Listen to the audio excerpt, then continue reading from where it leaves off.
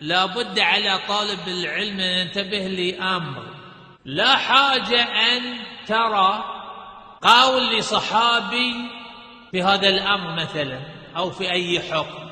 أحيانا الصحابة يبينون ويوافقون السنة ويوافقون الأحاديث النبوية، وأحيانا لا. لماذا؟ يكتفون بالسنة النبوية. فالأحاديث النبي صلى الله عليه وسلم هي أقوال الصحابة، فلا يبحث شخص يقول في قول لابن عمر، في قول أبي هريرة، في قول عمر بن الخطاب، في قول ابن مسعود، فلا تبحث في هذه الأمور.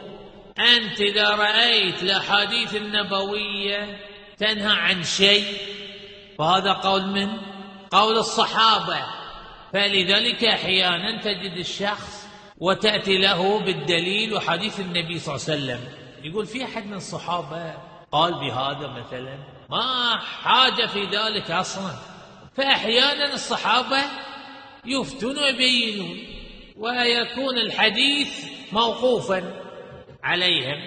لكن لو ترى الغالب الأحكام في الأصول والفروع ما في أقوال الصحابة، لأن مكتفين بماذا؟ بالسنة النبوية وكفى.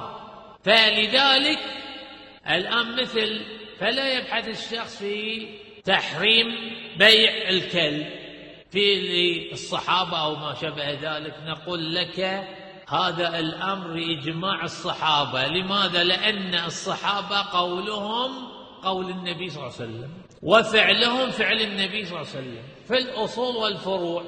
ولذلك في من سألني عن الهرولة، في أحد من الصحابة قال الصحابة قولهم قول النبي صلى الله عليه وسلم، كلهم الآن رووا شنو؟ صفة الهرولة، وما في تأويل لأحدهم ولا شيء من ذلك.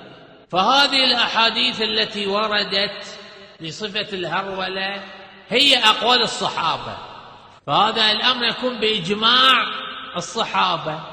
وترى المقلدة يقولون بمثل هذا الكلام: ما رأينا لي قول صحابي في الهرولة أو في كذا أو في كذا، وهذا من جهلهم. فعندهم الكتاب والسنة وانتهى الأمر. فلا يقول شخص أين إجماع الصحابة في أي كتاب ومن نقل إجماع الصحابة.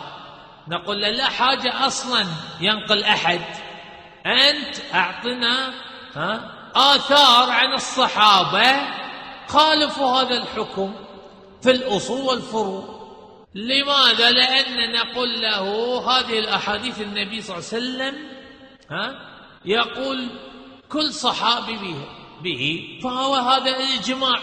شنو عندك الإجماع؟ أنت متربين على هالتقليد هذا ونقل الإجماعات من كتاب كذا وكتاب كذا، وإذا لم يروا إجماعا منقولا في كتاب ما يقولون به.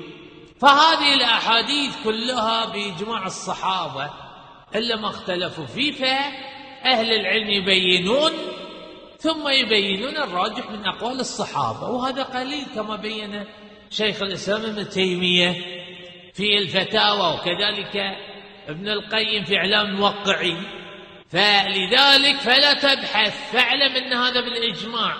ولذلك نحن دائما نقول هذا بإجماع الصحابة، لأن الصحابة قولهم قول النبي صلى الله عليه وسلم. فترى أناس يبحثون من المقلدة ما وجدنا في هذا الكتاب الإجماع ولا في هذا الكتاب إجماع الصحابة، وهذا من جهلهم. فلذلك هذا الأمر معروف عند أهل الحديث.